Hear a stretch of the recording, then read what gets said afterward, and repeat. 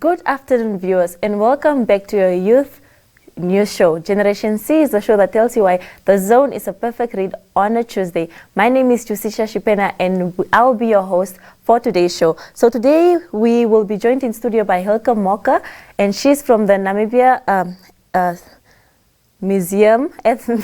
Science Museum, pardon me, and we will be talking about the Heritage Week, since yesterday finally marked the beginning of Heritage Week, which embraces cultural activities around Namibia. To see what my zone is all about, have a look at this following video.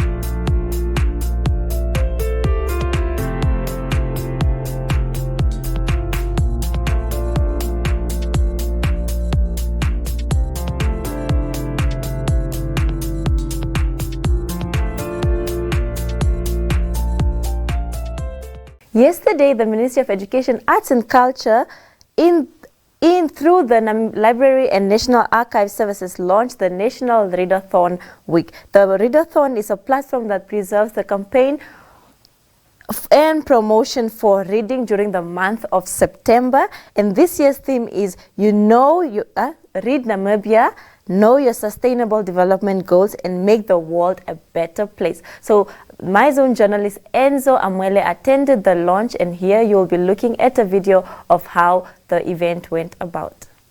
Namibia and the entire education community, a very good afternoon to you all. It is with much gratitude, especially after the previous presentation, that I would like to share a few words with you today regarding the celebration of the 2020th National Readathon and the Heritage Week. The two programs are being celebrated under two themes. The themes of the Readathon Week is Read Namibia, Know Your Sustainable Development Goals, and Make the World a Better Place for everyone. Whereas the theme for Heritage Week is Ombazu Ndjiritutumuna, and in Otjiherero phrase, which means building cultural resilience. My name is Roida and my surname is Swatpoya. I am grade 6F. I am schooling at Marta Desai. I'm going to read Nighttime Tale.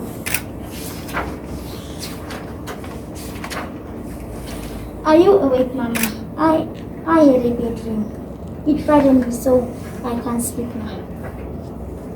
I was in a dark forest and there was a house.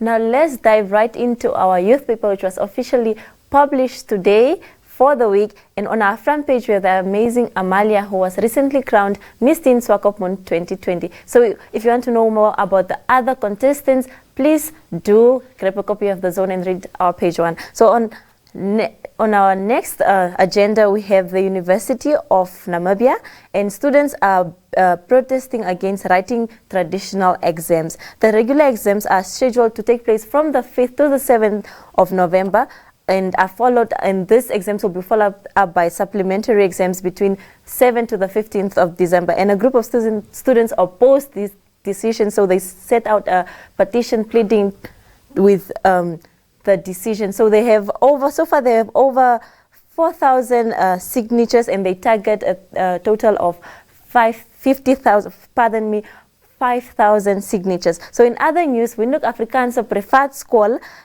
recently won the Back Pro School competition, which is the back to school competition, and this prize included laptops and projectors worth 55,000. So our focus feature with the first Namibia Senior Secondary Certificate Advanced subsidiary levels in 2021. According to the spokesperson Ministry Absalom, a total of 119 schools, which 95 of them are government schools and 24 of them are private schools, have been identified to accommodate learners and subjects on this level.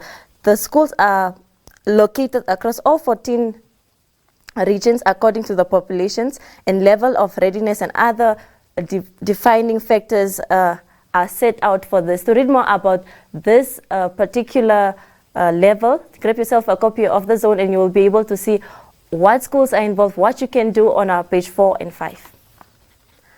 On the topic of education, our star teacher for the week is Vanessa Riedel, and she has been a teacher since 2003, and she's currently an English teacher at the Nara Primary School in Walvis Bay. She is the current head for English and Afrikaans for grades 4 to 7, and she oversees life skills and home ecology for senior primary. From the 1st of November, this inspiring teacher will become the principal of Westside High School.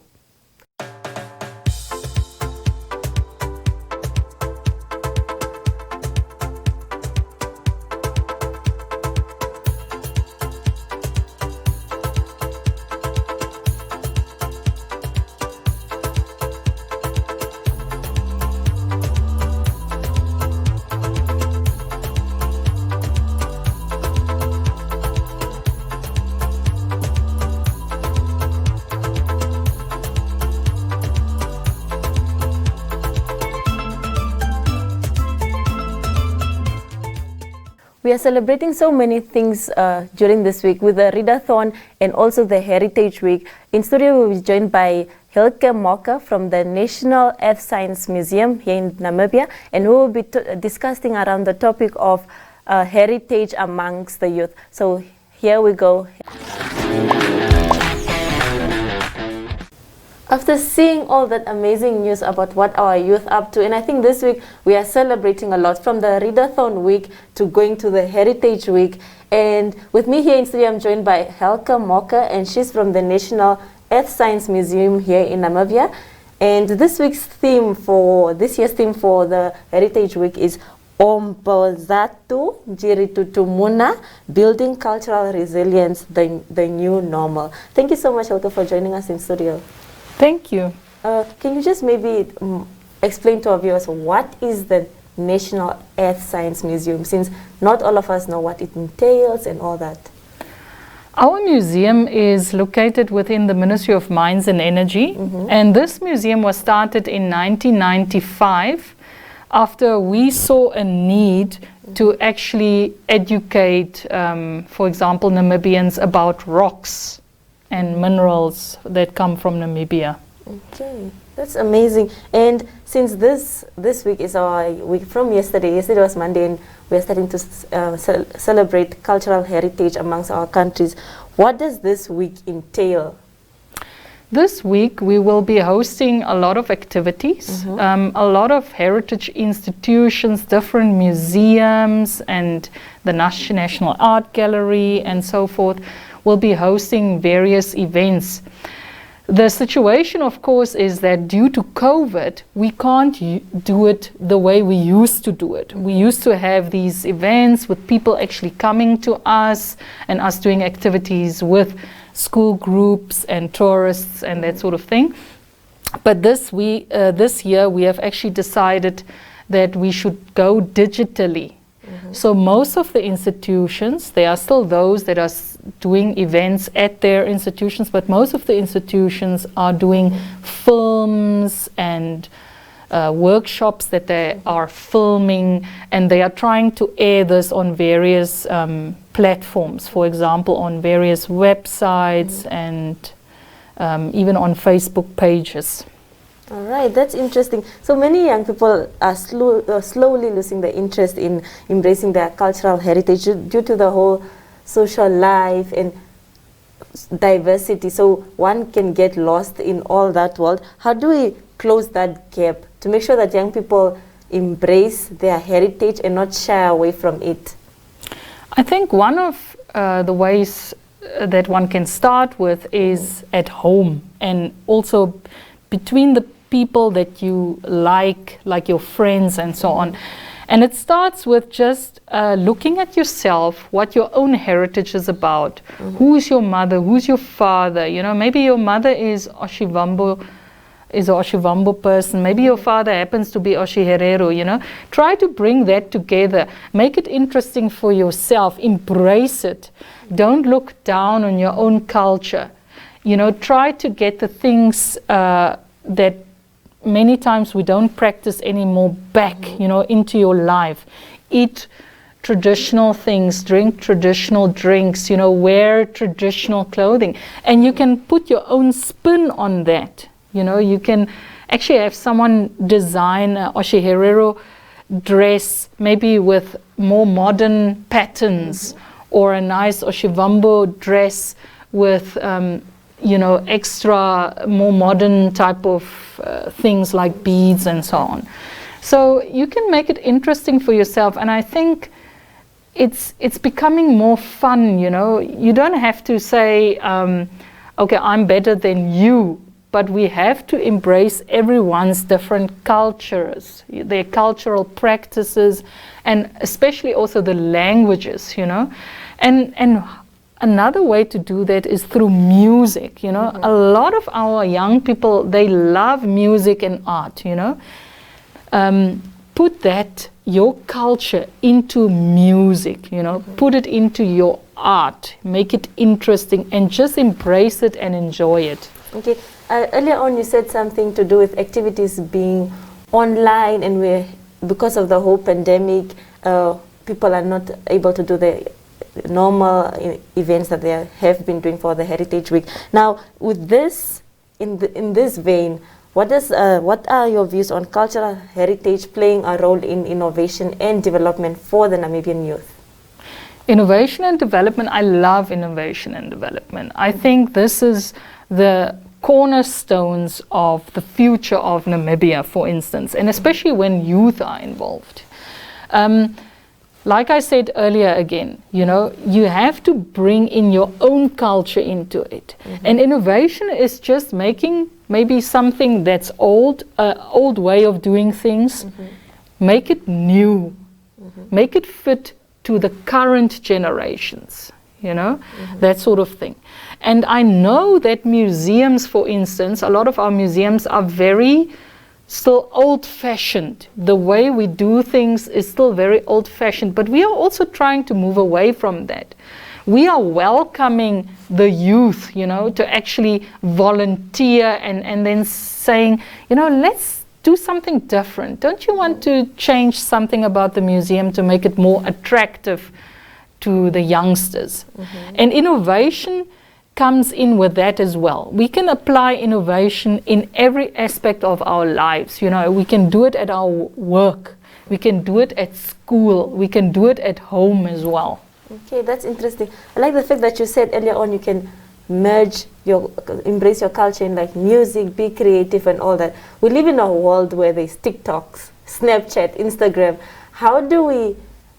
What advice would you give to young parents out there in order to make sure that they don't move away from the passing over the knowledge to their children in terms of embracing cultural heritage, and not only cultural heritage but also environmental heritage? What are some of the things young parents can do? Yes, young parents, what I've noticed with a lot of young parents is that life at present seems to be quite overwhelming. And you have this habit of going to work, coming home from work, and you just feel exhausted, and often you don't really have a lot of energy to deal with your kids. So kids are left to their own devices, so kids are either gonna just be in their rooms, and sometimes you don't know what they are up to there. And I've seen, for example, the USA wants to ban TikTok, because I think they have more this fear that younger children are going to be entrapped in these dangerous situations with adults and that sort of thing.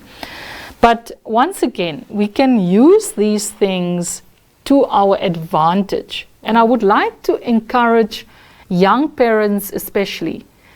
I know during the week you are exhausted, but look forward to the weekend and take your children and bring them to places that encourage them to ask questions about their culture and also their natural heritage. For example, every now and again, maybe going on a camping trip. Why not? Try it out. You don't really need so much. You don't need to go very far.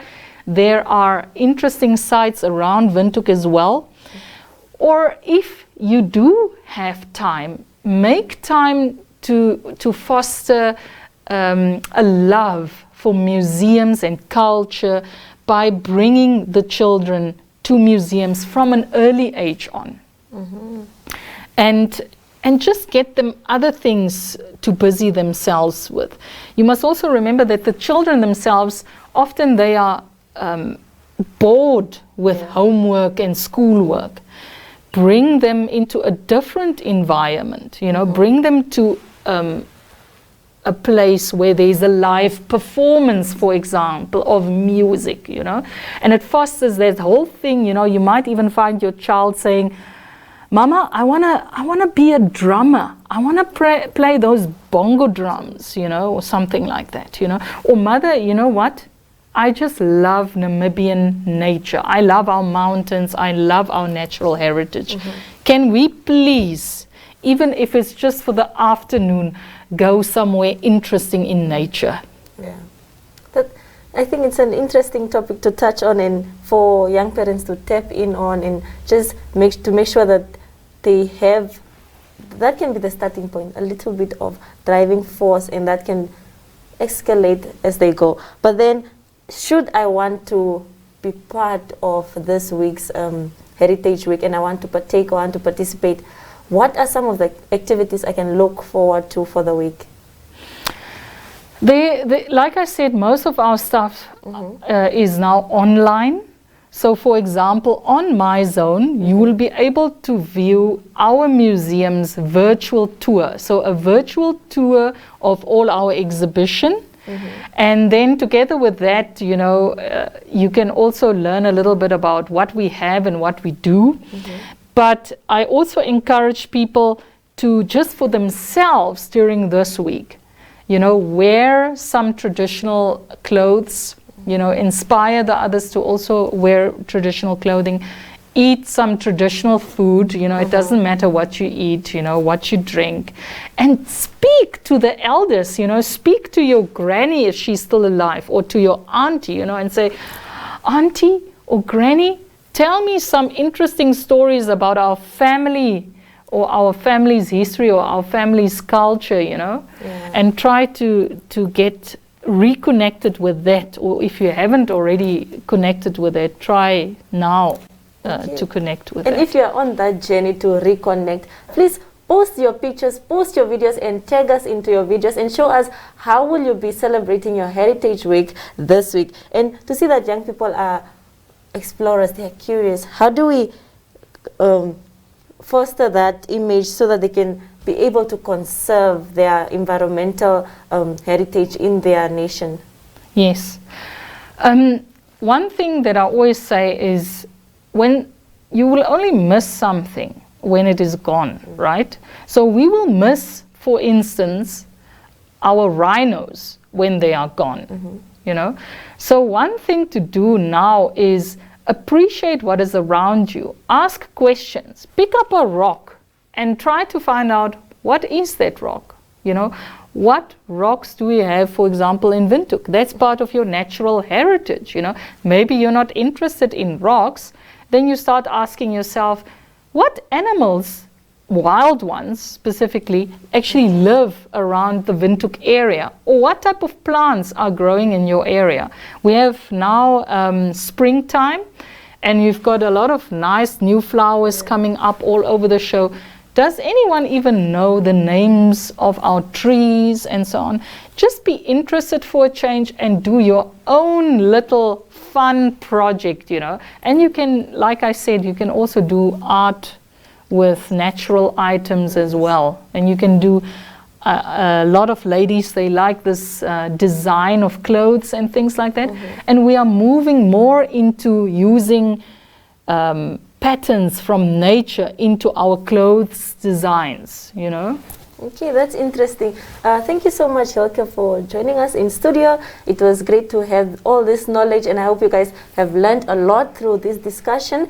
And just to give you guys a whole tour of the museum, Here you'll be looking at a virtual tour via the museum.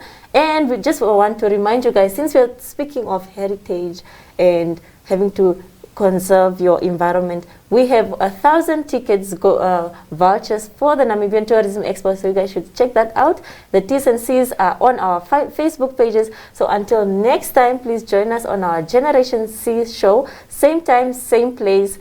Bye, and see you next Tuesday. Bye.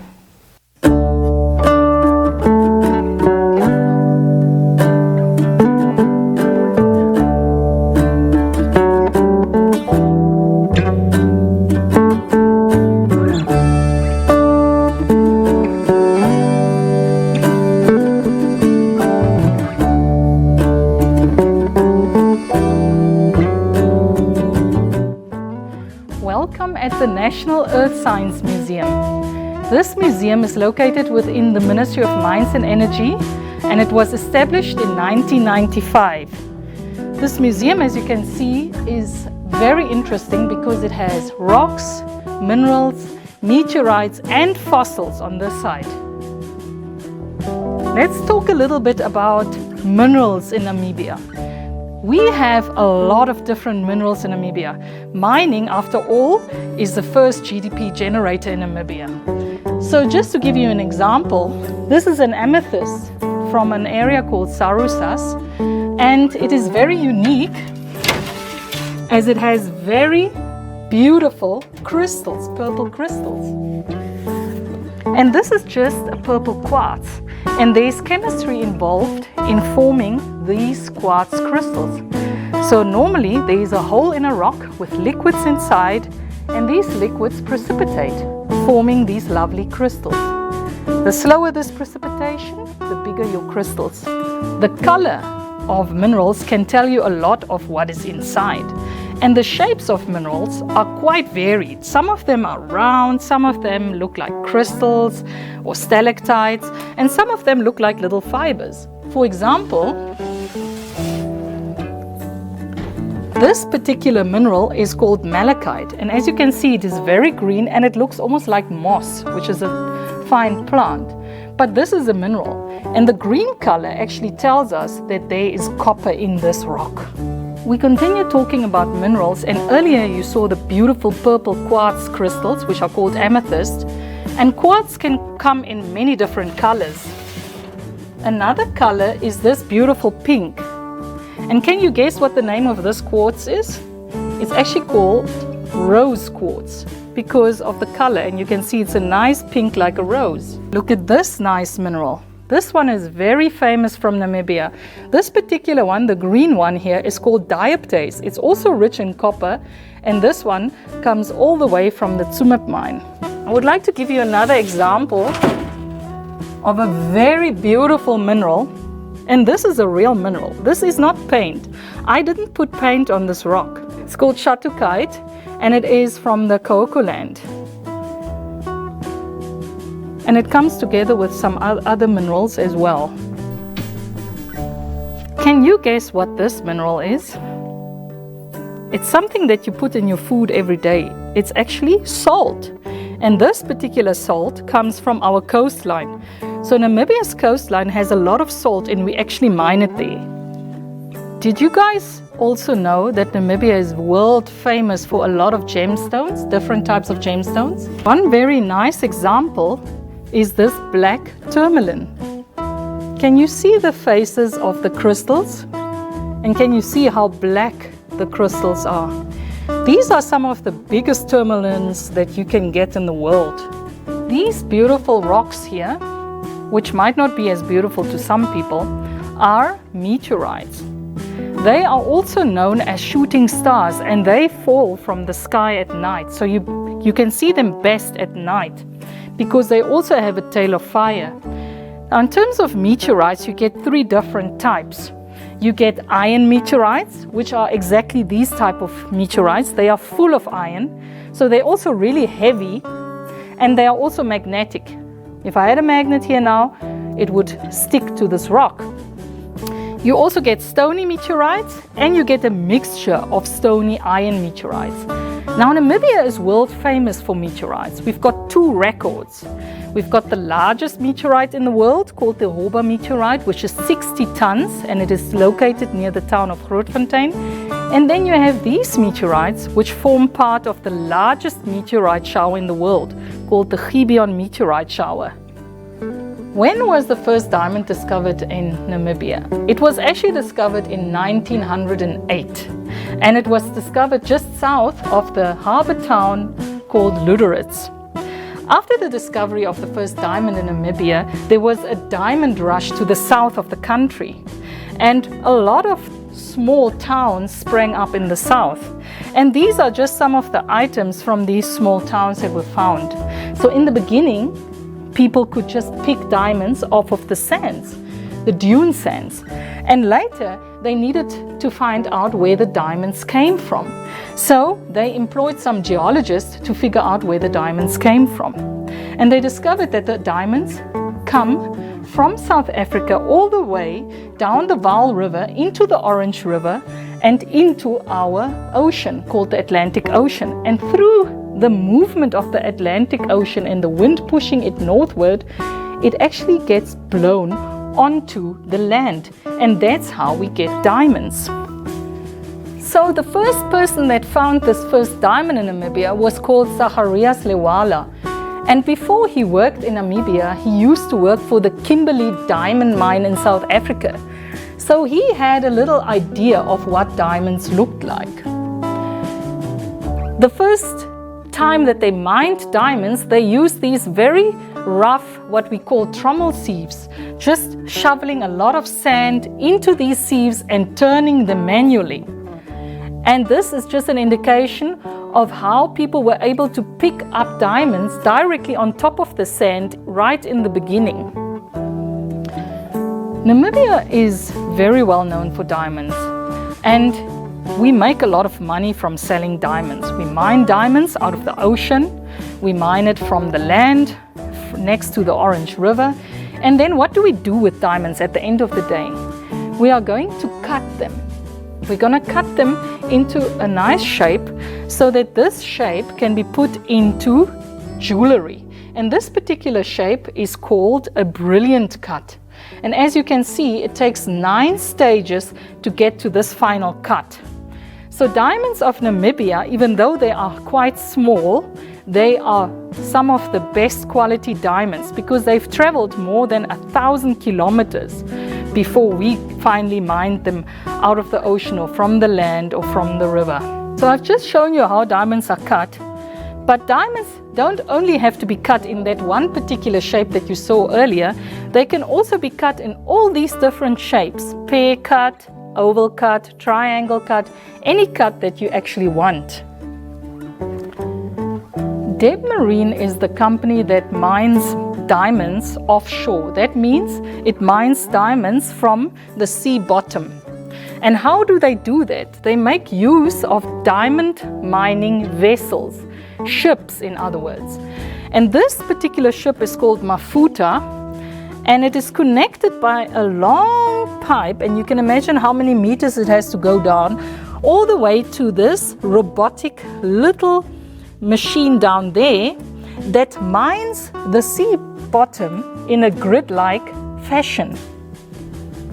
And then all the diamonds and the sediments are sucked up here, and all of this is automatic.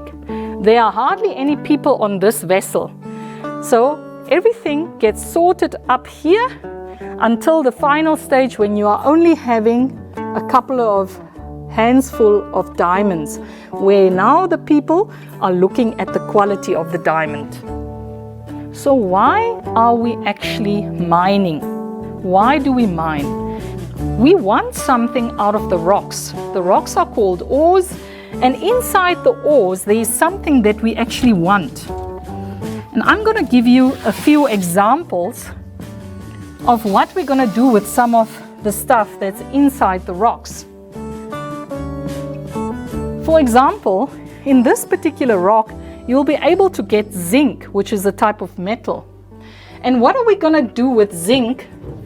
One good example of the use of zinc is in the automobile industry. Can you see this car?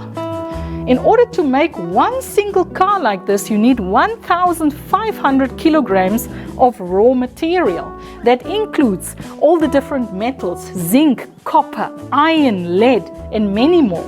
So zinc, for example, is used to make the tank or even the springs of the car. Quartz or sand can be used to make the windows of the car. Iron is used to make the steel of the engine, for example. And many more.